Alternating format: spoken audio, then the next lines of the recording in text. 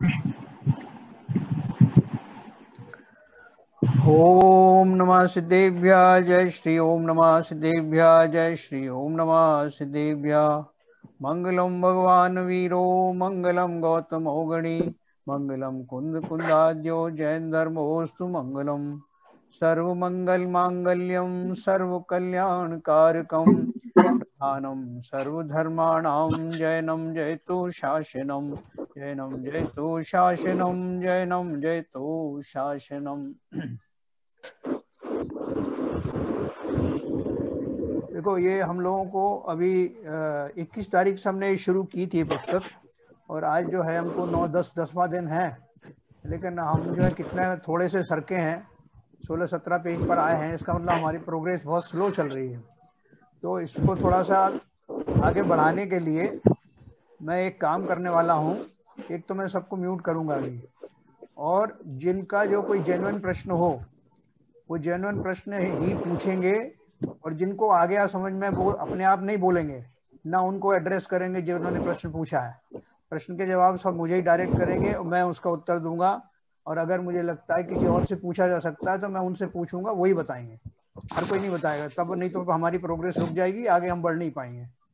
तो अभी मैं सबको म्यूट करूंगा, और जैसे ही एक टॉपिक खत्म होता है, जैसे सिद्ध परमेष्ठी खत्म होता है, तो मैं आपको अनम्यूट करने के लिए जैसे भी अनम्यूट कर दूंगा, जैसे बोलना हो, कुछ क्वेश्चन हो तो पूछेगा।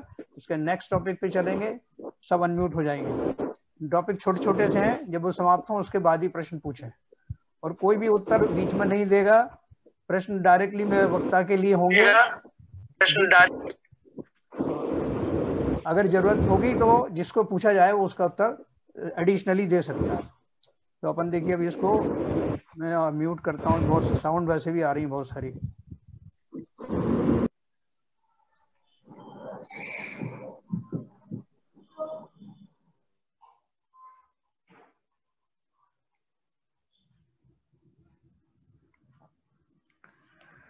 तो सबसे पहले हम लोग चल रहे थे, सिद्ध परमिष्ठी हमारा चल रहा था। सिद्ध का अर्थ है,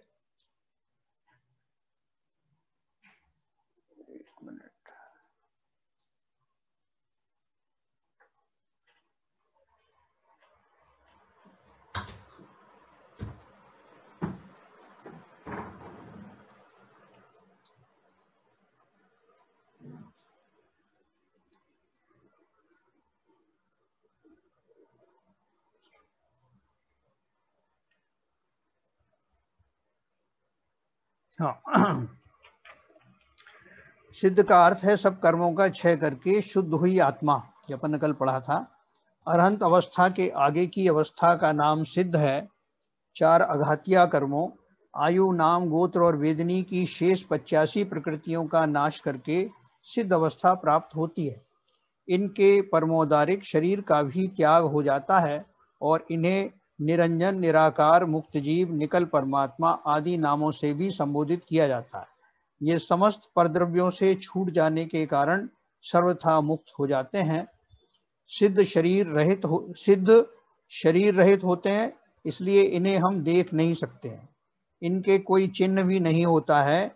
ये संसार में लौटकर कभी नहीं आते हैं। इनके प्रातिहार्य भी नहीं होते हैं। सभी सिद्ध समान होते हैं। इनमें तीर्थंकर आदि का कोई भेद नहीं रहता। सभी जीव उत्पाद, व्यय और द्रव्य गुण वाले होते हैं। वहां जाने के बाद में सिद्ध शिला पर वहां कोई उनका अलग से भेद नहीं होता कि सामान केवली है या तीर्थंकर केवली है, ऐसा भेद नहीं होता। और सभी जीवों में उत्पाद, व्यय और द्रव्य गुण होता है। सिद्ध जीवों में भी उत्पाद, व्यय और द्रव्य पाया जाता है। सिद्ध सभी क्रियाओं यानी बोलना, चलना आदि से रहित होते हैं। कर्म भार रहित हो जाने पर जीव स्वभाव से अग्नि की शिखा की तरह ऊपर को ही गमन करता है। जीव के इस ऊर्ध्वगमन स्वभाव के कारण ये जिस स्थान से मुक्त हुए हैं उसी स्थान के ऊपर सीध में जाकर लोक के अग्रभाग में विराजमान हो जाते हैं। सिद्धों के यद्यपि शरीर नहीं होता है, किंतु जिस अंतिम शरीर से ये मोक्ष गए हैं उसमें उससे कुछ कम पुरुषाकार में आत्म प्रदेश होते हैं। मतलब ऐसा शरीर, जिस अंतिम शरीर जो होता है उसके उतने ही एरिया में, उतने आकार स्वरूप जो है, आकार ऐसा तो नहीं होता जैसे जो वर्तमान का औदारिक शरीर है, लेकिन वो जो एक खाका जैसा जो ना उसका बाउंड्री लाइन समझिए कि उतनी रहती जैसा कि पहले जो उसका जो सिद्ध होने से पहले जो शरीर था। कृपया इनकी उत्कृष्ट अवगाहना 525 धनुष और जघन्य अवगाहना, उत्कृष्ट माने मैक्सिमम 525 धनुष और जघन्य अवगाहना मतलब मिनिमम 3.5 हाथ होती है। उसको अपन आगे भी पढ़ेंगे बाद में डिटेल में। अढ़ाई द्वीप में जन्मे निर्ग्रंथ मुनि ही सिद्ध होते हैं, क्योंकि जो अढ़ाई द्वीप में मनुष्य रहते हैं और मनुष्य ही सिद्ध बनते हैं, तो उतने एरिया से ही जाने वाले जो जीव हैं मुनि बन करके ही जाया जाता है, भी पक्का है, तो वही जो है वो सिद्ध बनते हैं। इसके बाहर जन्मा कोई भी जीव सिद्ध नहीं हो सकता है। आगम के अनुसार 6 माह 8 समय में 608 जीव मोक्ष जाते हैं। 5 भरत व 5 ऐरावत क्षेत्रों में उत्सर्पणी के तृतीय काल और अवसर्पणी के चतुर्थ काल में सिद्ध होते हैं। अवसर्पणी के चतुर्थ काल में जन्मा मनुष्य पंचम काल में सिद्ध हो सकता है। इसी ने प्रश्न पूछा था ना कि जैसे कुछ जम्बू स्वामी वगैरह जो हुए हैं वो पंचम काल में मोक्ष गए हैं, जबकि जन्म तो उनका चतुर्थ काल में हुआ था, इसलिए वो पंचम काल में जाने में कोई दिक्कत नहीं है। लेकिन जिसने अगर पंचम काल में जन्म लिया हो तो वो जीव मोक्ष वर्तमान में नहीं जा सकता। हुंडा अवसर्पणी काल के प्रभाव से भगवान आदिनाथ तीसरे काल में जन्मे और तीसरे काल में ही सिद्ध हुए, जनरली चौथे काल में होते हैं। वर्तमान अवसर्पणी काल में भरत क्षेत्र में सर्वप्रथम मोक्ष जाने वाले निर्ग्रंथ मुनि का नाम अनंत वीर्य था। ये भगवान आदिनाथ के ही पुत्र थे। भगवान महावीर के बाद 8 केवली हुए। इनमें जम्बू स्वामी अंतिम अनुबद्ध केवली मथुरा से मोक्ष गए हैं और सामान्य केवली की अपेक्षा से श्रीधर नामक अंतिम केवली कुंडलगिरी से मोक्ष गए हैं। आगम के अनुसार सभी तीर्थंकर समेश शिखर जी से मोक्ष जाते हैं, मगर हुंडा अवसर्पणी काल के प्रभाव से केवल 20 तीर्थंकर ही समेश शिखर से मोक्ष गए और शेष 4 तीर्थंकर गिरनार, चंपापुरी, पावापुरी और कैलाश से मोक्ष गए। ये सिद्ध परमेष्ठी के बारे में हमने वर्णन किया। अब मैं आपको 8 मूल गुण सिद्ध परमेष्ठी के बताता हूँ, उसके बाद में आपके जो किसी के प्रश्न होंगे वो लिए जाएंगे। सिद्धों के 8 मूल गुण होते हैं। 8 कर्मों सहित होने के कारण जीव संसार में भ्रमण करता रहता है ना, और जैसे ही 8 कर्म नष्ट हो जाते हैं तो जीव के 8 गुण प्रकट हो जाते हैं और वह सिद्ध गति को प्राप्त कर लेता है। इन 8 गुणों का विवरण निम्न है जो सिद्धों के होते हैं। नंबर 1, शायिक सम्यक, मोहनी कर्म की 7 प्रकृतियों अनंतानुबंधी क्रोध मान माया लोभ मिथ्यात्व, अनंतानुबंधी क्रोध मान माया लोभ, फिर मिथ्यात्व, सम्यक मिथ्यात्व तथा सम्यक्त्व का क्षय हो जाने से आत्मा में जो निर्मल श्रद्धान उत्पन्न होता है वह क्षायिक सम्यक्त्व है ना। उन्होंने बताया मोहनी कर्म की 7 प्रकृतियां होती हैं, जो 7 प्रकृतियों में कौन कौन सी होती हैं, और उसमें ये अनंतानुबंधी की तो जो चारित्र मोहिनी की है ना, अनंतानुबंधी कषाय क्रोध मान माया लोभ, इनका क्षय हो जाता है, मिथ्यात्व का क्षय हो जाता है। और मिथ्यात्व की मतलब 3 प्रकृतियां हैं, 4 तो ये अनंतानुबंधी संबंधी जो चारित्र संबंधी हैं 4 वो, और 3 श्रद्धा संबंधी मिथ्यात्व, सम्यक मिथ्यात्व तथा सम्यक। इस तरह 4 + 3 7 प्रकृतियों का क्षय हो जाने से आत्मा में जो निर्मल श्रद्धान उत्पन्न होता है वह शायिक सम्यक्त्व है। ये अपन शायिक सम्यक्त्व आगे पढ़ेंगे डिटेल में। दूसरा है अनंत ज्ञान। अनंत ज्ञान तो आप जानते ही हैं, ज्ञान जो है ज्ञान का संपूर्ण जो पर्याय जैसी होनी चाहिए, जिसमें ज्ञान का कहीं भी कोई जरा भी उसमें व्यवधान नहीं आ रहा है, किसी भी तरह का ज्ञानावरणी कर्म नहीं है, तो इस तरह पूर्ण प्रकट हुआ है ज्ञान जिसको, वो अनंत ज्ञान है। इसी तरह से अनंत दर्शन है। अनंत वीर्य का अर्थ है अनंत सामर्थ्य, जो सामर्थ्य है उनके अंदर में वो प्रकट होती है। और सूक्ष्मत्व, इंद्रियों से दिखाई नहीं देना सूक्ष्मत्व गुण है। नाम कर्म के क्षय होने से सूक्ष्मत्व यानी अमूर्तित्व गुण प्रकट होता है। वो इतने सूक्ष्म होते हैं कि जो इंद्रियों द्वारा उनको ग्रहण नहीं किया जा सकता। फिर छठवां है अवगाहनत्व, जिस गुण के कारण एक जीव के अवगाह क्षेत्र में अनंत जीव समा जावें, ऐसी अवकाश देने की सामर्थ्य को अवगाहनत्व गुण कहते हैं।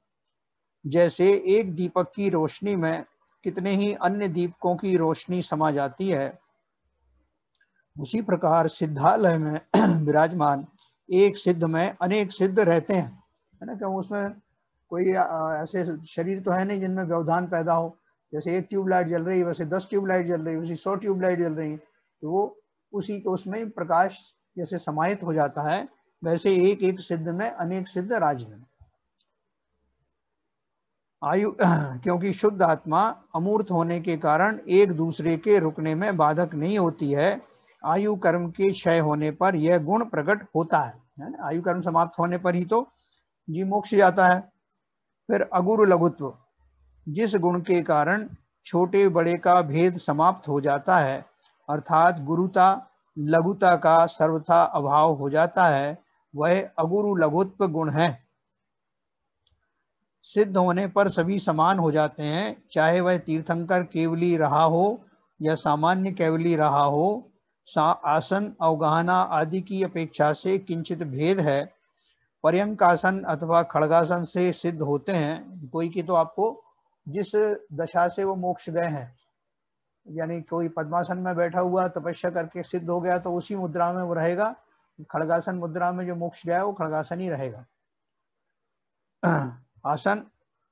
आसन अवगाहना आदि की अपेक्षा से किंचित भेद है। पर्यंकासन अथवा खड़गासन से सिद्ध होते हैं। इनकी अवगाहना 3.5 हाथ से 525 धनुष तक होती है। गोत्र कर्म के नाश होने पर यह गुण प्रकट होता है। लास्ट में सब गुण समाप्त हो जाते हैं ना, जो अघातीय कर्म, आयु, नाम, गोत्र और वेदनी आदि, तो गोत्र भी समाप्त होता है। और ये जो समानता वाला है, कोई ऊंचा नहीं कोई नीचा नहीं, एक जैसा पर्याय प्रकट होती है। 8वां है अव्याबाधत्व।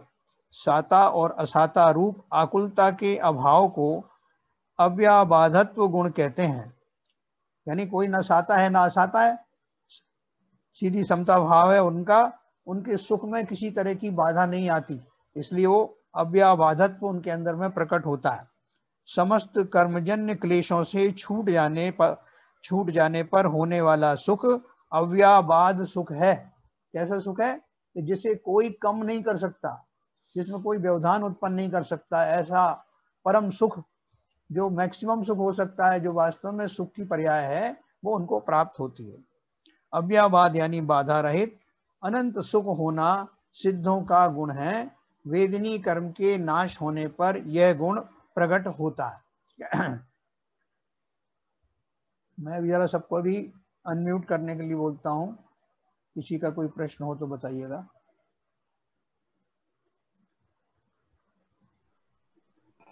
हाँ, किसी का कोई प्रश्न हो तो पूछ सकते। ये जो इसमें सिद्ध में ये जो है, मतलब ये जो इसमें लिखा है, क्या नाम, उत्पाद व ध्रुव, तो ध्रुव कैसे होगा इसमें? द्रव्य का अर्थ क्या है कि वो जो द्रव्य है, द्रव्य का कभी नाश नहीं होता, द्रव्य तो बना ही रहेगा, उसकी पर्याय जो है बदलती रहती है। का नाश तो होता नहीं है। हाँ, तो इसलिए ना, इसलिए ध्रुव है ना, ध्रुव्यत्व के कारण ही तो नाश नहीं पर्याय होता। ध्रुव्यत्व के कारण उनका नाश नहीं होता। और जो पर्याय उनकी प्रकट होती है, वो कौन सी पर्याय होती है? शुद्ध पर्याय प्रकट होती है। शुद्ध शुद्ध शुद्ध, यही पर्याय चलती रहती है। पिछली शुद्ध पर्याय चली गई, उसका मेरा आशय ये था कि सिद्ध, हाँ बोलिए। नहीं, मेरा ये था कि सिद्ध नाश नहीं होते। हाँ। तो ये मतलब थोड़ा क्लियर। हाँ बोलिए, आगे बोलिए, क्या आवाज रुक गई? नहीं, मेरा आशय ये था कि सिद्ध में नाश नहीं होते, जब तो सिद्ध तो वहीं रहते हैं ना विराजमान, वो नाश तो होते नहीं है, तो ध्रुव भी कैसे हुआ फिर? ध्रुव का मतलब एक जगह रहना नहीं है जैसा आप सोच रहे हो। द्रव्य का अर्थ है उनका बना रहना, कभी नाश को प्राप्त नहीं होना। कोई भी द्रव्य जो है, सभी द्रव्यों में द्रव्य गुण रहता है। वो तो ठीक एक्चुअली फिर तो ठीक है। आपका क्वेश्चन ये मेरा भी क्वेश्चन था। हाँ, सिद्ध जो है इनमें उत्पाद व्यय कैसे होगा? क्योंकि ये तो अब इस अवस्था में पहुंच गए ना कि अब इनका कोई चेंज ही नहीं है एक्चुअली। हाँ, देखो चेंज नहीं है, मतलब अपन क्या पर्याय की, पर्याय दो तरह की होती है। व्यंजन पर्याय और अर्थ पर्याय। जो व्यंजन पर्याय होती हैं वो प्रदेशत्व गुण के कारण होती है, कि जैसे शरीर कितना बड़ा है, छोटा है, कितना प्रदेश घेर रहा है, जैसा कि जो हमारे बाकी के जीवन में घटित होता है। और भी दूसरी तरह की जो पर्याय होती हैं, जो इंद्रियों द्वारा जो ग्रहण होती हैं, वो जो स्थूल पर्याय होती हैं, शरीर के कारण पर्याय हुई, बाकी और चीज जो आंखों से दिख सकती है, दूसरी इंद्रियों से पता लग सकता है। लेकिन यहाँ जो व्यंजन पर्याय के अतिरिक्त जो दूसरी पर्याय है वो सूक्ष्म पर्याय होती है, जिन्हें अर्थ पर्याय कहते हैं। और मोस्टली वो अर्थ पर्याय केवल ज्ञानी गम्य होती हैं, इतनी सूक्ष्म होती है, हमारे इंद्रियों के द्वारा ग्रहण में नहीं आती। अब सवाल ये है कि वो सूक्ष्म पर्याय कौन सी होती हैं, तो अपन इसका डिटेल आगे करेंगे। मैं खाली इतना संक्षेप में बता दूं कि जैसे सिद्धों के शुद्ध पर्याय होती है। अब अशुद्ध पर्याय का कोई सवाल ही नहीं रहा, उनके सारे गुण आदि सब प्रकट हो गए, तो वो उनकी एकदम जो शुद्ध दशा है वो प्रकट हुई।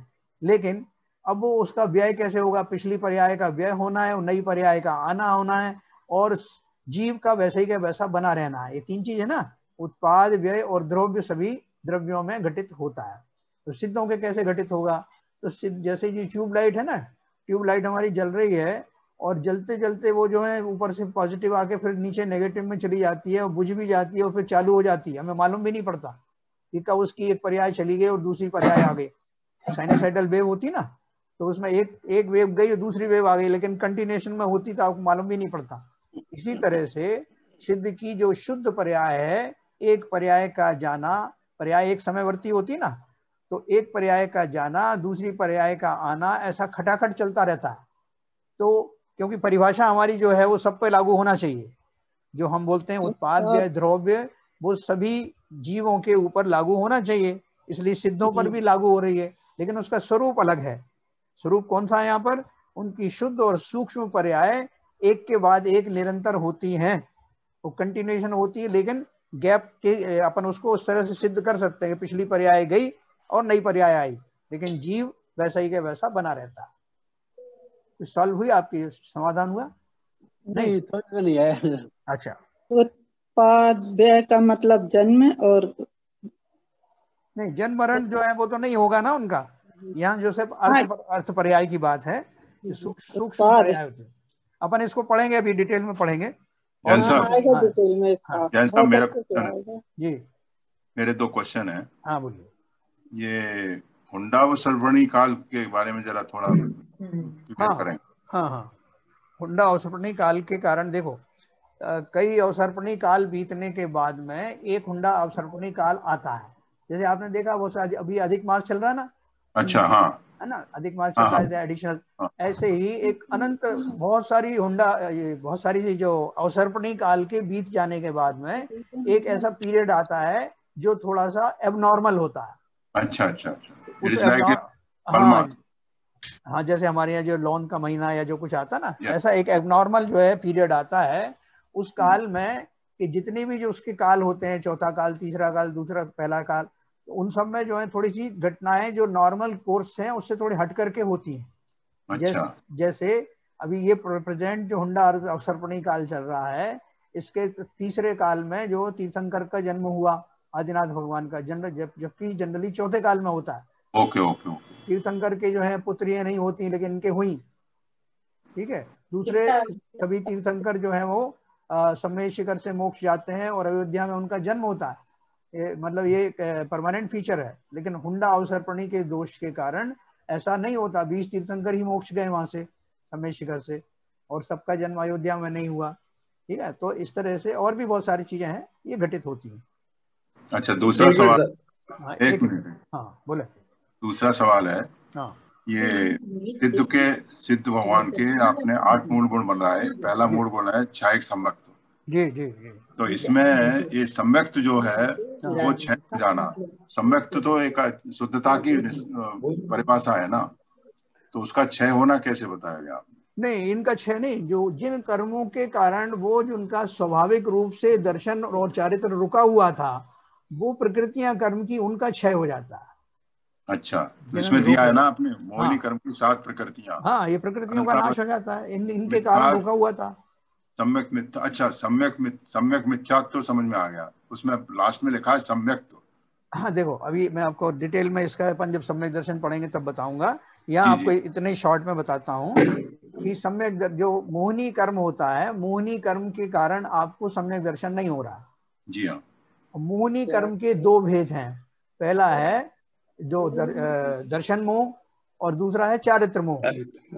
तो दर्शन मोहिनी के कारण तो आपकी जो श्रद्धा है वो श्रद्धा सम्यक नहीं हो पाती।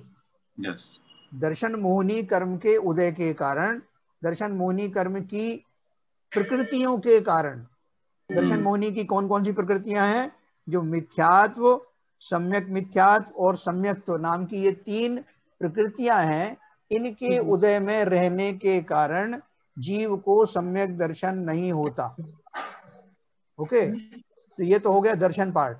और चारित्र रूपी जो है, चारित्र मोहिनी के कारण से जो आपकी कषाएं हैं, चारों कषाएं हैं, उनके चारों प्रकार की अनंतानुबंधी, अप्रत्यख्यान, प्रत्यख्यान, संज्वलन, इस तरह की चारों प्रकार की चारों कषाएं, इनका चला जाना वो दर्शन चारित्र के अंतर्गत आता है। ओके।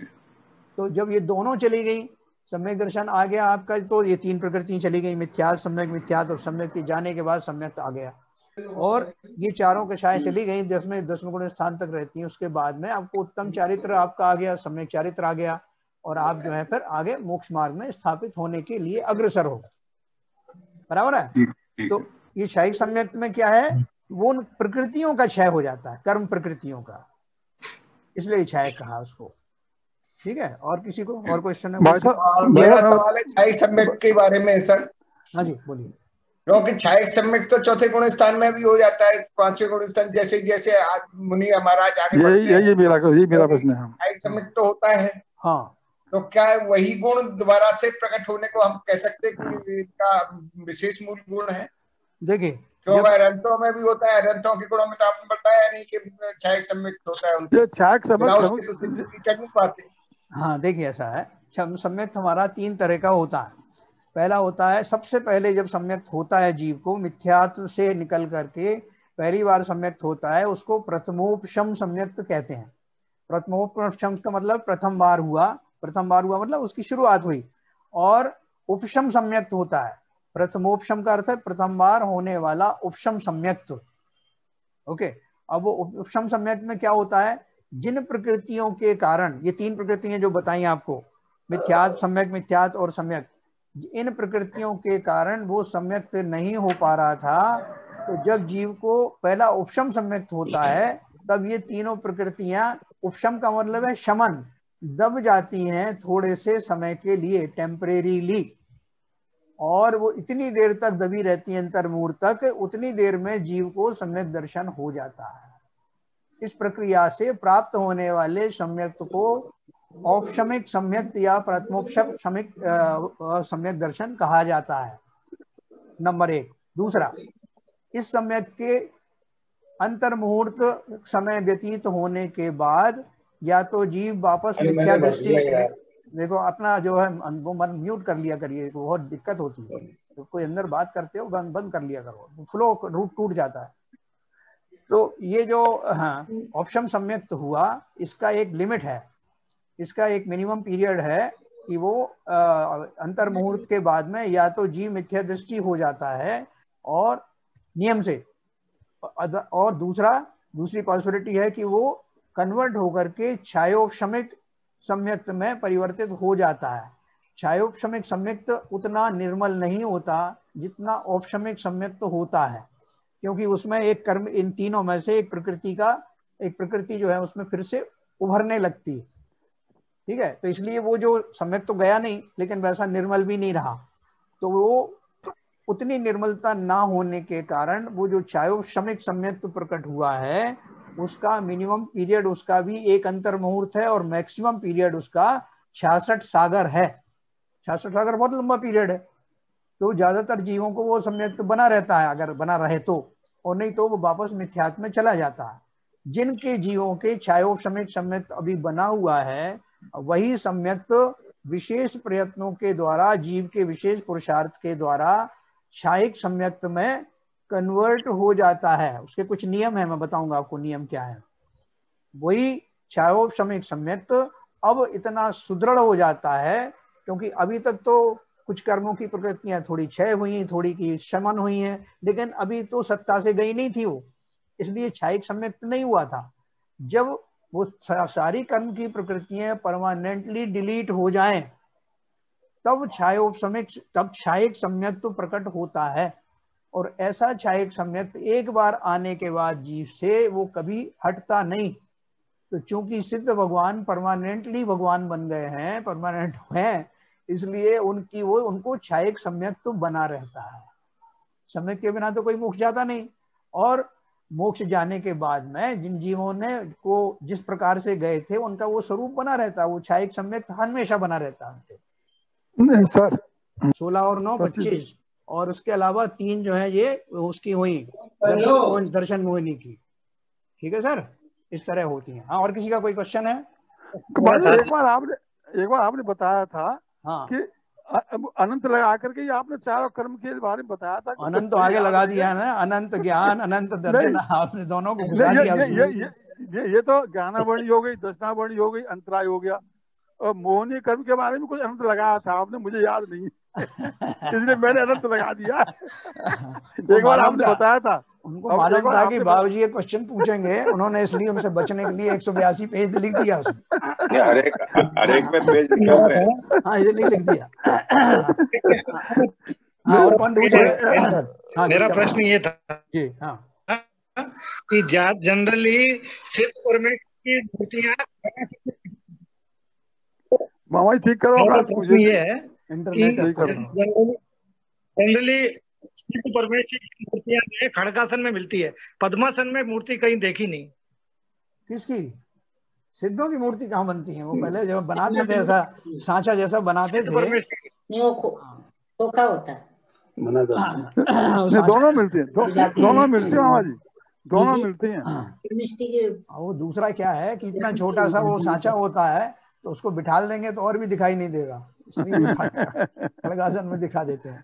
ठीक है, और किसी का प्रश्न है? मुनि जो है निर्गंत मंदिर जो देखा गया है वो खड़गासन में मूर्तियां मिलती है। हाँ, बता दिया ना आपको, दोनों ही मिलती है, लेकिन ज्यादातर क्योंकि सिद्धों की मूर्ति वैसे बनती नहीं है, खाली समझाने के लिए उन्होंने उस तरह का बना दिया, क्योंकि सिद्धों का तो कोई आकार होता नहीं ना, ऐसा निराकार मूर्ति होती है। हाँ, खड़गासन में भी है, पद्मासन में, दोनों में ही देखी गई है। हाँ, दोनों में, पर अक्सर खड़गासन में ही रहती है। चलो ललित जी पूछें। निर्गंत मुनि से क्या पता? निर्गंत मुनि से क्या अर्थ है? निर्गंत का अर्थ क्या होता है? गांठों से रहित, जिनकी ग्रंथियां समाप्त हो गई। ये म्यूट कराइए जैन साहब। हाँ, ये किसने ऑन कर दिया भाई? बात कर रहे हैं, म्यूट कराइए। पदम चंद जी, देखो आपसे बार बार मेरा निवेदन है, आप आपस में चर्चा करो तो म्यूट कर लिया करो ना, ये सबको डिस्टर्बेंस होता है। हाँ, देखो निर्ग्रंथ का अर्थ है कि सभी तरह की गांठों से रहित ग्रंथियां। ग्रंथि किसे बोलते हैं? गांठ। तो ग्रंथि का अर्थ यहाँ पे क्या होगा? जिन्हें किसी तरह की कोई शल्य बाकी नहीं हुए, ऐसे निर्ग्रंथ, जिन्होंने वस्त्र आदि की भी शंका जिनके अंदर नहीं है, किसी तरह की भी किसी को उनको किसी से कोई शंकित मन नहीं रहते हैं, ऐसे निर्ग्रंथ। वस्त्र आदि का सबका त्याग हो गया है, अंतर की सारी गांठें खुल गई हैं, जिनमें किसी तरह का कोई विकृतियां या वो नहीं बनी हुई हैं, कोई विकार नहीं है, ऐसे निर्ग्रंथ गुरु कहे जाते हैं। वस्त्र आदि का सब त्याग करके वो सब बनते हैं, सब तरह की शंकाएं उनको उसी तरह की वो नहीं रहती है। हाँ, आगे और किसी को पूछना है? फिर आगे चलें। तो ये अगुरु लघुत्व, अव्यवादत्व ये हो गया। अब आचार्य परमेष्ठी के बारे में हम पढ़ने जा रहे हैं। मैं फिर से सबको म्यूट करूंगा और आपको ये पूरा पढ़ूंगा, उसके बाद मैं आपसे क्वेश्चन पूछूंगा। संयम तक, ठीक है? एक सेकेंड।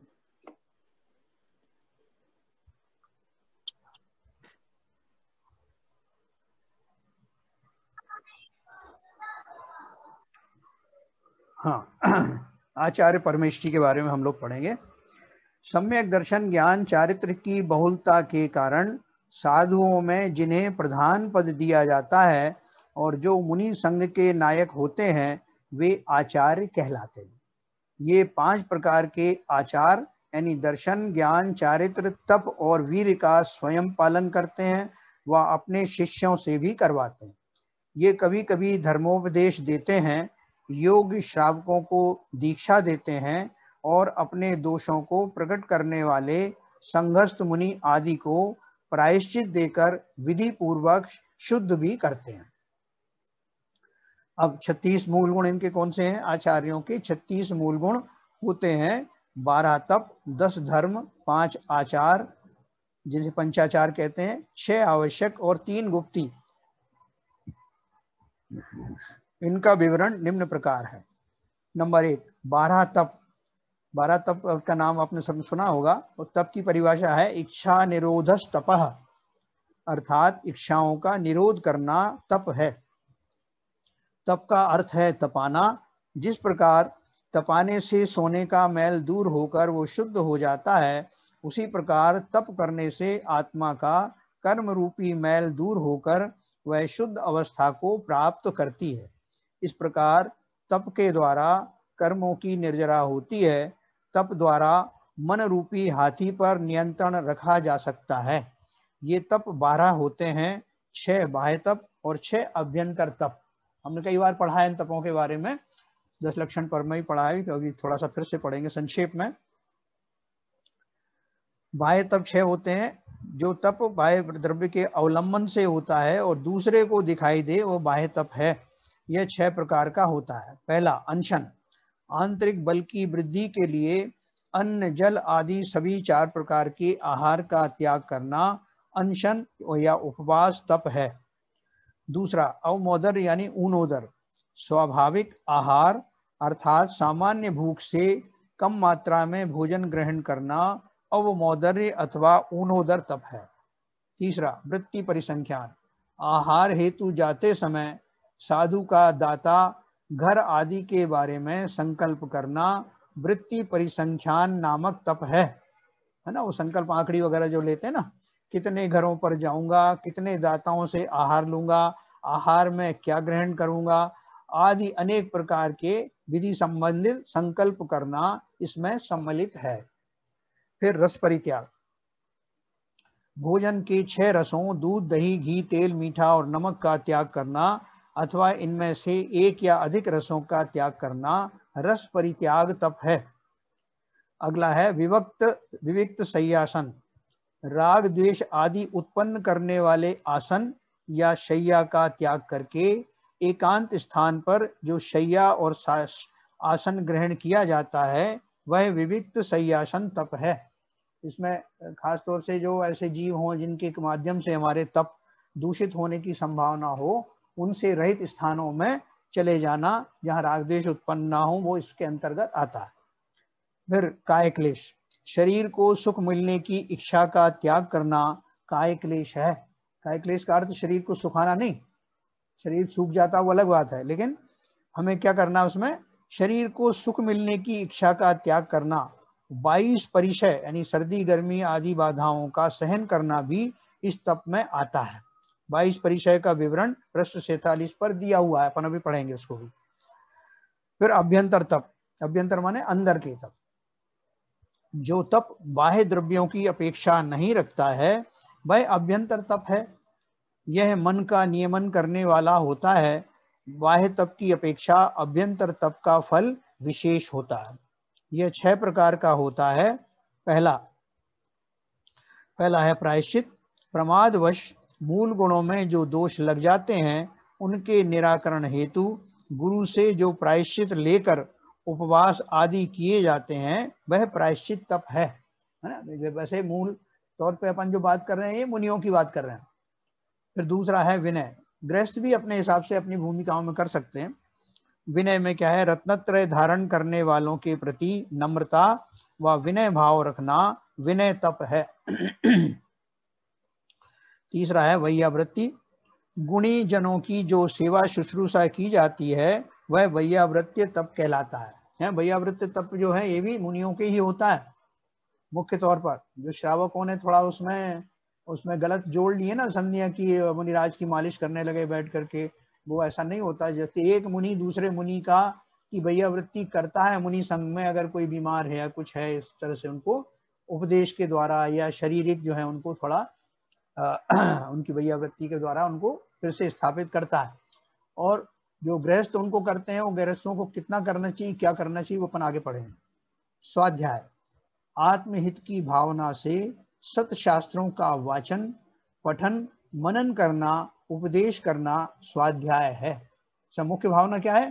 किसी को अपना वो दिखाने के लिए नहीं, किसी को अपनी विद्वता या पंडित दिखाने के लिए नहीं। इसका मुख्य उद्देश्य क्या है? आत्महित की भावना से सत शास्त्रों का वाचन, पाठन, मनन करना, उपदेश करना स्वाध्याय है। विशेष चाहिए तो 219 पेज पर है। फिर व्युत्सर्ग, अहंकार व ममकार का त्याग करना व्युत्सर्ग है। शरीर एवं अन्य समस्त वस्तुओं से ममत्व छोड़कर एक मुहूर्त, एक दिन या एक माह आदि अवधि के लिए आत्मस्थ रहना व्युत्सर्ग तप है। वो थे ना हमारे जो सुदर्शन, सेठ सुदर्शन, वो बीच बीच में, जबकि वो तो गृहस्थ थे, श्रावक थे, वो बीच बीच में जाकर के पूर्णिमा, चतुर्दशी और अष्टमी के दिन जाकर के वो शमशान में निर्वस्त्र होकर के तपस्या किया करते थे। तो उन्होंने वो प्रैक्टिस बनाई रखी थी। उसके बाद है ध्यान। चित्त की एकाग्रता का नाम ध्यान है। ध्यान के बारे में हमने थोड़ा सा पहले पढ़ा था, आगे और भी पढ़ेंगे। फिर संयम, हाँ, तप से स्वतः ही रिद्धियों की प्राप्ति होती है। रिद्धियों का वर्णन भी आगे दिया है। अब देखो संयम और तप में क्या अंतर है। संयम के अंतर्गत इंद्रियों व मन पर नियंत्रण तथा 6 काय के जीवों का रक्षण किया जाता है। इंद्रिय संयम और प्राणी संयम पढ़ा ना अपन ने। जबकि तप के अंतर्गत कषायों का शमन किया जाता है ना। तो वहां तो जो इच्छाएं वगैरह का उनका जो है वो शमन है, जबकि तप के अंतर्गत कषायों का शमन किया जाता है, इच्छाओं का दमन किया जाता है। दोनों के द्वारा संवर तथा निर्जरा होती है। दोनों के द्वारा मतलब संयम और तप के द्वारा। संयम व तप का विवरण क्रमशः 318 और 38 पेज पर मिलेगा। फिर धर्म किसे कहते हैं? जो, देखो धर्म की परिभाषा यहाँ क्या दी है, जो जीवों को संसार दुखों से बचाकर मोक्ष में पहुंचावे वह धर्म है। यहाँ धर्म वो वाला नहीं बता रहे कि वस्तु के स्वभाव को धर्म कहते हैं, है ना। यहाँ आचरण संबंधी धर्म की बात हो रही है। जो जीवों को संसार दुखों से बचाकर मोक्ष में पहुंचावे वह धर्म है।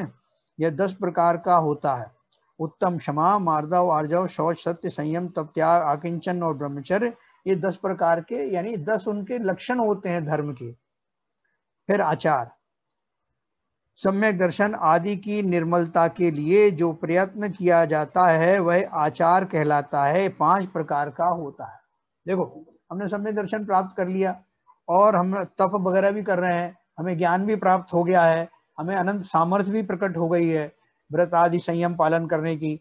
लेकिन उसको बिल्कुल स्वाभाविक रूप से पालन हो, उसमें कोई दोष ना लगे, उसके लिए 5 आचार का मुनि लोग विधिवत पालन करते हैं। वो 5 आचार क्या है? दर्शनाचार, पहला सम्यक दर्शन है ना, तो दर्शन से संबंधित निशंकित आदि 8 अंग युक्त तथा 25 दोष रहित सम्यक दर्शन का पालन करना, अर्थात उसके अनुरूप आचरण करना दर्शनाचार है। इसके अपन ने सम्यक दर्शन के 8 अंग पढ़े थे ना, और आगे भी पढ़ेंगे।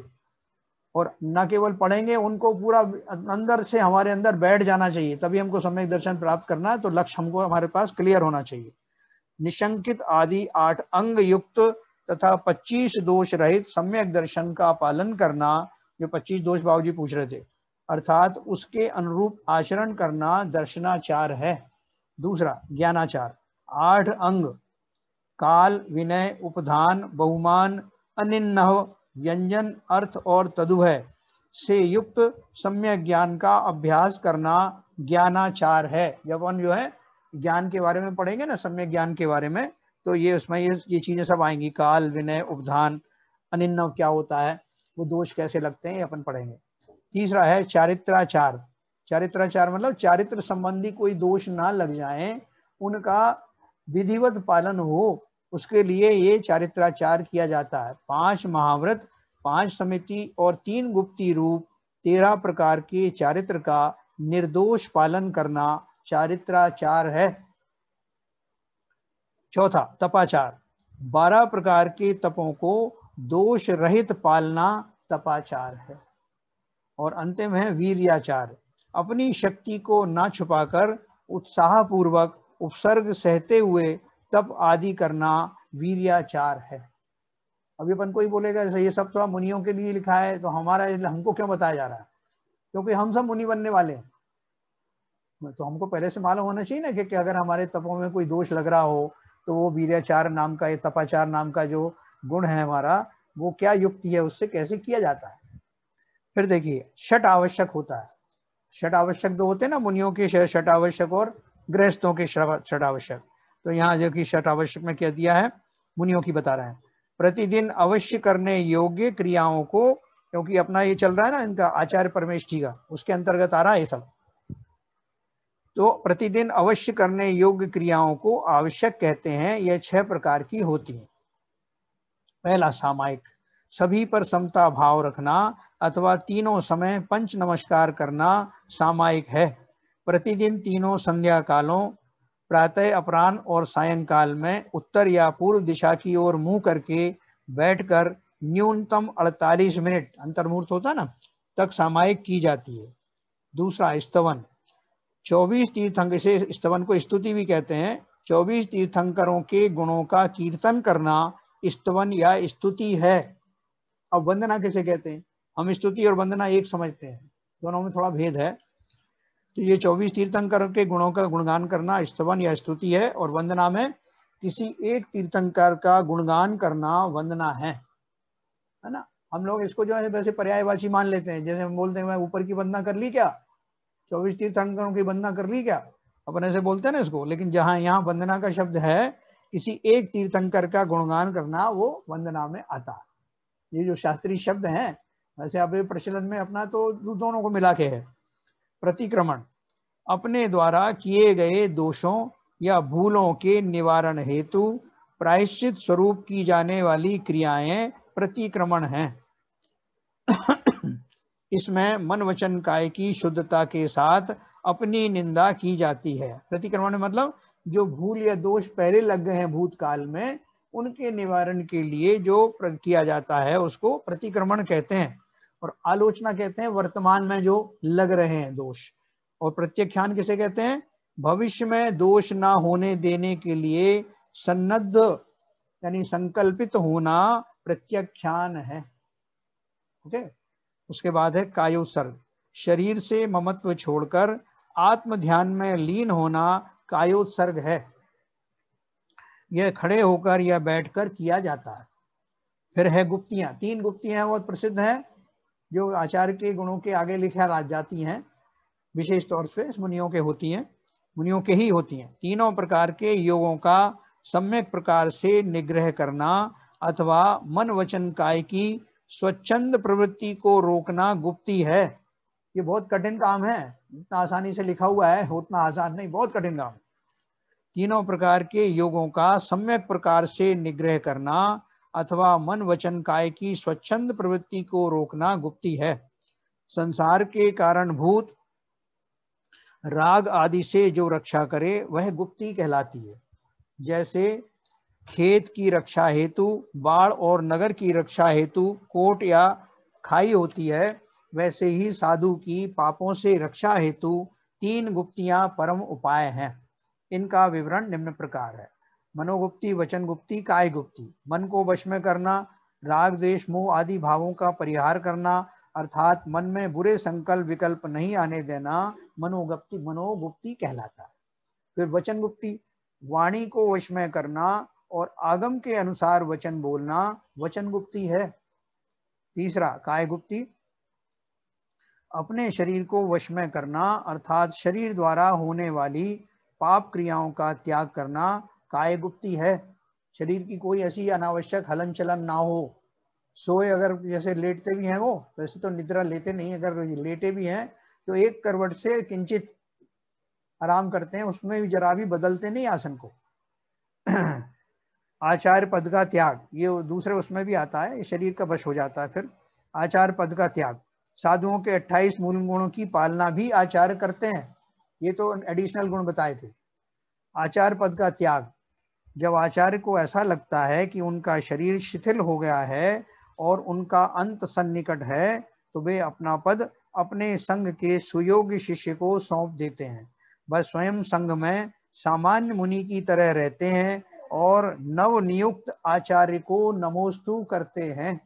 उससे उनका रहा सहा भी कोई अगर मान कषाय आ गई हो उस पद के कारण से तो वो छूट जाती है, वैसे तो होती नहीं है इस स्टेज तक जाते जाते, और मन निर्मल हो जाता है, मन सरल हो जाता है, किसी तरह की जिम्मेदारी संघ आदि को चलाने की वो भी समाप्त हो जाती है। मैं अब आप सबको अनम्यूट करने के लिए करूंगा। ये जिसे प्रश्न पूछना है वो अपना अनम्यूट होकर के, और एक सेकेंड,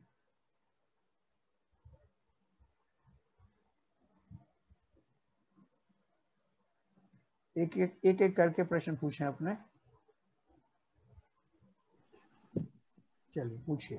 आचार्य किससे प्रायश्चित लेते हैं? आचार्य किससे प्रायश्चित लेते हैं? जैसे साधु तो आचार्य को अपने बारे में बता के प्रायश्चित कर लेते हैं। जी जी जी। देखो ऐसा है, फिर तो उसका कोई अंत ही नहीं होगा ना। अब वो उनके गुरु तो अनंत है, अनंत के पास तो जा नहीं सकते आचार्य लेने के लिए, और या उनके गुरु ये मान लो सिद्ध हैं तो सिद्धों के पास भी नहीं जा सकते, इसलिए अब कोई बचा ही नहीं ना, तो उनसे किसके वो बड़ा होगा। दूसरी बात यह है कि अपन ये मान के चलते हैं कि आचार्य उस दशा का नाम है जिनमें इस तरह की परिपक्वता आ गई है कि उनसे दोष होने की संभावना लगभग नहीं रहती। दूसरा कोई पूछे? और किसी का कोई प्रश्न है? आगे चलते हैं उपाध्याय परमेष्ठी के ऊपर। उपाध्याय परमेष्ठी बिल्कुल छोटा ही सा है। जैन शास्त्रों के परम ज्ञाता होने के कारण जो पठन पाठन के अधिकारी हैं, जो स्वयं शास्त्रों को पढ़ते हैं और अन्य साधुओं को पढ़ाते हैं, वे उपाध्याय कहलाते हैं। नहीं, उसी संघ के अंदर में एक पोस्ट होती है आचार्य के अतिरिक्त, जिन्हें विशेष शास्त्रों का ज्ञान होता है, विशेष अध्ययनशील रहते हैं वो। तो कोई भी संघ में कोई शंका आती है तो वो उसमें से पढ़ करके, उन्होंने पढ़ा होता है तो वो उसका वो निराकरण करते हैं। जो स्वयं शास्त्रों को पढ़ते हैं और अन्य साधुओं को पढ़ाते हैं, वे उपाध्याय कहलाते हैं। दीक्षा व प्रायश्चित आदि क्रियाओं को छोड़कर ये आचार्य के शेष गुणों से परिपूर्ण होते हैं। इन्हें 11 अंग और 14 पूर्वों का ज्ञान होने से ये ही इनके 25 विशेष गुण कहे गए हैं, है ना। 11 अंग टोटल द्वादशांग वाणी होती है ना, तो द्वादशांग वाणी मैंने आपको बताया था, तो 11 अंग तो पूरे आउट ऑफ 12, 11 अंग तो पूरे, और 12वें अंग में से जो 14 पूर्व होते हैं वो 14 पूर्वों का ज्ञान करना। तो इसलिए 11 और 14 मिला के 25 अंग बोला जाता है। 25 विशेष गुण कहे गए हैं। ये 28 मूल गुण आदि समान रूप से सभी साधुओं में पाए जाने के कारण सामान्य गुण हैं। 28 मूल गुण के अलावा ये 25 गुण कौन से? 14 + 11, ऐसे 25 वो ज्ञान के धारी होते, 25 उसके अवयवों के, 11 अंग और 14 पूर्व के, इसलिए उनको उपाध्याय कहा जाता है। यद्यपि इन 25 गुणों से युक्त आज एक भी उपाध्याय परमेष्ठी नहीं है। हमारा संघ तो अभी भी है ना, इसमें आचार्य हैं और बाकी के मुनि हैं, लेकिन जो उपाध्याय की भूमिका है उसका क्वालिफिकेशन क्या है कि 11 अंग और 14 पूर्व का ज्ञान होना चाहिए। लेकिन आज तक तो कोई अभी अंग संबंधी कोई किसी को कोई ज्ञान है ही नहीं, पूर्व का तो सवाल ही नहीं। लेकिन फिर भी उपाध्याय की पोस्ट तो है, तो इसलिए बोल रहे हैं फिर भी वे नाम स्थापना से पूज्य हैं। कहीं कहीं कोई संघ में कर रखते भी हैं, जैसे हमारे ये थे ना ज्ञान सागर महाराज को उपाध्याय बताते थे, ठीक है। जैसे संघ में कोई विशेष उनको ज्ञानी हो तो उनको पढ़ने पढ़ाने का जिम्मा दे देते हैं, तो उनको नाम के हिसाब से उसमें संज्ञा दे दी जाती है। जो संघ में पढ़ने पढ़ाने का कार्य करते हैं तथा उपाध्याय पद पर दीक्षित मुनिराज हैं, वे उपाध्याय परमेष्ठी होते हैं। ठीक है। ये समाप्त हुआ। अब साधु परमेष्ठी। इसमें एक क्वेश्चन है। मेरा भी क्वेश्चन। हाँ चल बाबू जी बोलो। मैं ये कह रहा था कि ये आपने ये लिखा है 11 अंग और 14 पूर्व के ज्ञान होती है, तो ये श्रुत केवली को में भी ये पूरा ज्ञान होना चाहिए। तो ये उपाध्याय और श्रुत केवली में क्या अंतर रहा फिर? देखो पोस्टिंग की बात है। अभी 2 इंजीनियर हैं, एक को मैंने जो उसको सेक्रेटरी बना दिया, एक को नहीं बनाया। अच्छा, जो उपाध्याय, ठीक है। तो ये श्रुत केवली जो कोई उपाधि दी जाती है? कोई नहीं, उपाधि नहीं दी जाती, उपाधि नहीं दी जाती। शुद्ध केवली की उपाधि नहीं होती, वो होते हैं मतलब आपको मिलेंगे जिनको इस तरह का जो है वो है ज्ञान है, शुद्ध केवली है, द्वादशांग के पाठी हैं। तो अच्छा, उपाध्यायों में से होते हैं? हाँ, उपाध्याय मतलब उनमें से ही कोई उपाध्याय हो सकता है। अच्छा जैन साहब, हाँ, ये इसके बारे में थोड़ा स्पष्ट करेंगे? 11 अंग और 14 पूर्वों का ज्ञान, हाँ जी, क्या होता है? देखो ऐसा है, मैं अभी आपको संक्षेप में जरूर बताऊंगा, लेकिन आपको डिटेल में और आने वाला है, पूरा बहुत विस्तार से आएगा, एक एक अंग के बारे में आएगा। संक्षेप में मैंने अभी बताया था, संक्षेप में बता दीजिए। हाँ बताता हूँ। देखो, द्वादशांग वाणी का अर्थ ये है कि जब जिनेंद्र भगवान की दिव्य ध्वनि खिड़ती है तो उसके जो गणधरों के द्वारा उसको जब संयोजा जाता है, उसको ऑर्गेनाइज किया जाता है, तो वो 12 वॉल्यूम्स में, वॉल्यूम के साथ समझ लीजिए 12 वॉल्यूम में उसको पूरा विवरण उसका समाहित तो हो जाता है। उससे बाहर का कोई ज्ञान नहीं होता उस द्वादशांग वाणी में, यानी 12 वॉल्यूम्स में सब कुछ आ जाता है। अब 12 वॉल्यूम में से 11 जो वॉल्यूम है वो तो पूरे के पूरे हैं। 12वां वॉल्यूम जो है उसमें उसके और भी सब भेद हैं, और सारे भेद होने में उसमें एक भेद होता है उसका पूर्व, एक भेद होता है उसमें चूली का, और दूसरे और 4-5 और भेद होते हैं जो आगे आएंगे अभी। ऐसे 12वें वाले अंग में वो ये इतने भेद होते हैं। तो 12वें अंग में से जो बहुत ज्यादा काम की चीज है, काम की चीज मतलब जो जिसका बहुत ज्यादा प्रयोग में आता है, वो उन 12वें अंग के जो भेद हैं उनमें से 14 पूर्व नाम का जो भेद है वो उसका ज्ञान होना, और 11 अंक 11 वॉल्यूम तो पहले ही से आपको पता है। आउट ऑफ 12 12वें वाले अंग में से वो 14 पूर्व की विशेष इंपॉर्टेंस है, उनका भी ज्ञान एडिशनली होने से 11 अंग और 14 पूर्व का ज्ञान कहा जाता है। अब वो 14 पूर्व कौन से हैं इसका विवरण मैं आपको बताऊंगा। ठीक है, ओके। हाँ, और किसी को पूछना है? चलिए, अभी हमारा समाप्ति होने वाला है, समय हो चला है। सब एक प्रश्न है जी। तो जैसे इसमें बता रहे हैं आपकी अभी परमेष्ठी कोई नहीं है एक्चुअली, क्योंकि ये गुण जो है उपाध्याय अभी अवेलेबल नहीं है। उपाध्याय, हाँ उपाध्याय एक्चुअली जी। तो इसका मतलब कि जो आचार्य हैं, आचार्य के गुण ज्यादा सिंपल हैं एक्चुअली। तो आचार्य जी तो हैं अवेलेबल। हाँ। और उपाध्याय, हाँ, आपका प्रश्न ठीक है। देखिए ऐसा है कि वहाँ तो जो कंडीशन जो है वो इनएविटेबल है। जो उपाध्याय की जो कंडीशन है वो कंडीशन तो वो वैसी ही रहेगी उपाध्याय पोस्ट के लिए। अभी आचार्य की जो पोस्ट है उसके बहुत सारी जो अंशर्याएं वो आज भी होती है। ज्ञान के अपेक्षा तो उनको भी द्वादशांग का ज्ञान नहीं है, लेकिन इन्होंने क्वालिफिकेशन इसलिए बनाया है कि उस संघ में भले ही आचार्य को उतना ज्ञान ना भी हो शास्त्रों का, तो लेकिन वहां पर एक पोस्ट है जिसको भी विशेष ज्ञान होता है, जिसको यही काम दिया होता है, तो वो इसलिए आचार्य भी उनको कंसल्ट करते हैं। जब भी कुछ करना हो, कुछ पूछना हो, किसी के समाधान देना हो, तो आचार्य उनको कंसल्ट करते हैं। तो आचार्य का मूल जो है गुण है उनका आचरण, चारित्र संबंधी गुणों में उनकी प्रधानता रहती है। और ये जो पठन पाठन का जो कार्य है, इस तरह की जो ज्ञान शास्त्रों में क्या दिया है वो उपाध्याय के बारे में होता है। तो अब वो चारित्र गुण वाले तो आज भी पाए जाते हैं, और जो उपाध्याय की जो क्वालिफिकेशन है वो क्वालिफिकेशन नहीं मिल पाती। ठीक है सर। हालांकि तो आचार्य ऐसे आज भी नहीं है, 3 गुप्ती के धारी तो नहीं मिलेंगे आपको आज के समय में, लेकिन वो बाकी की आचरण पालन करते हैं, लोगों को जो प्रायश्चित भी देते हैं, दीक्षाएं देते हैं, स्वयं भी उत्तम चारित्र का पालन करते हैं। उस अपेक्षा से चारित्र तो एक पोस्ट है, भले ही वो वैसी ना हो जैसे चतुर्थ काल की होती है, लेकिन यहाँ उपाध्याय में तो बेसिक क्वालिफिकेशन ही वो चाहिए। लेकिन फिर भी संघ में रखे जाते हैं। संघ में ये थे हमारे ज्ञान सागर महाराज को जो उपाध्याय बनाने था, और भी होंगे, तो उसकी खाना पूर्ति तो हो जाती है, लेकिन जो एक्चुअल में जैसा क्वालिफिकेशन चाहिए वो नहीं होता। और किसी का कोई क्वेश्चन हो?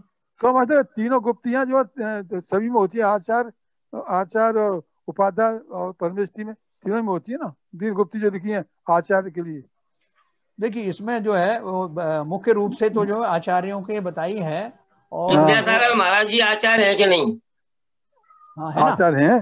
हाँ, तो उनमें तो गुण है नहीं, वो आचार्य के गुण तो सब में बता दिए मैंने ना। जितने भी आचार्य हैं उनमें आचार्य के जो मिनिमम गुण होते हैं वो सब में है ना। लेकिन आचार्य विद्यासागर जी में तो, और उपाध्याय के जो आपने बताया ज्ञान सागर जी में वो उनको पदवी मिली है, वैसे उनमें उतने गुण नहीं है। हाँ, आचार्य श्री को तो आचार्य के पद है पूरा उनमें। हाँ, यही बताया जो मूल में। हाँ, मैं पूछा मोनोगुप्ती, वचन गुप्ती, काय गुप्ती, ये आचार्य के गुणों में बताए हैं। तो मेरा मतलब कहने का कि उपाध्याय और साधु परमेष्ठी इनमें नहीं होती क्या ये गुण, ये पूछ रहा था मेरा प्रश्न ये था। इसमें जो है विशेष रूप से तो आचार्यों की सुनने को में आते हैं और बाकी मुनियों में भी होती हैं, ऐसी बात नहीं है। क्योंकि जो राजा श्रेणिक को जो का किस्सा आता है ना, उसमें रानी चेलना ने जब मुनियों को बुलाया था आहार के लिए, उनको वो किया था, उस समय उन्होंने उनको 3 गुप्ती के धारक करके उनको नमस्कार किया था, पड़गाहा था। तो उन्होंने ऑब्जेक्शन किया था, जिनको 3 गुप्ती नहीं थी, तो उन्होंने बोला कि हमारे 3 गुप्ती नहीं है, हमारी पहली गुप्ती है, गुप्ती है, 2 गुप्ती है, ऐसा बताया था। तो वैसे तो किसी को भी हो सकती है, लेकिन ऐसा माना जाता है कि बाय एंड लार्ज ये आचार्यों को होती है, ऐसा। ठीक है, देखो इसमें आगे दिया है अंगों व पूर्वों का विवरण, आगे के पेजों पर दिया हुआ है। सीवी जन साहब अपन आगे पढ़ेंगे इसको, और कल से अपन कल साधु परमेष्ठी के बारे में पढ़ेंगे। और आज जिनवाणी स्तुति आज से मामा जी थोड़ा इतना करना कृपा कि बिल्कुल शॉर्ट वाली पढ़िए, और चाहे तो वही जो अपनी मिथ्यात्म नाश में को वही पढ़िए, आप पढ़ें या ललित कुमार जी पढ़ें, कोई भी पढ़ें, शॉर्ट वाली। चलिए तो जिनवाणी स्तुति करेंगे, खड़े हो जाइए। मिथ्यात्म नाश को याद है आपको? हाँ, ज्ञान के प्रकाश वे को आप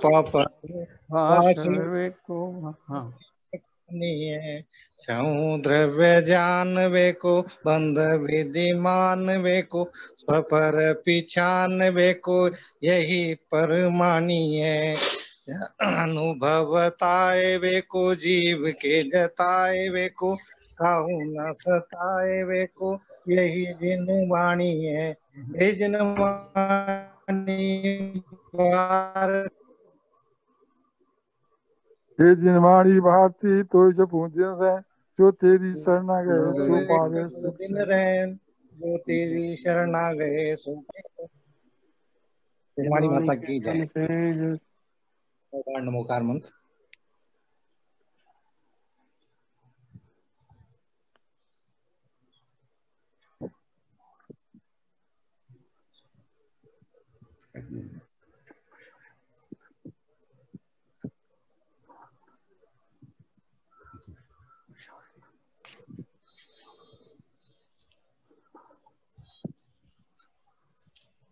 जय जिनेन्द्र साहब, सबको जय जिनेन्द्र, सबको जय जिनेन्द्र, जय जिनेन्द्र, जय जिनेन्द्र, जय जिनेन्द्र। मामा जी आपका इंटरनेट जो है बराबर नहीं है मामा जी।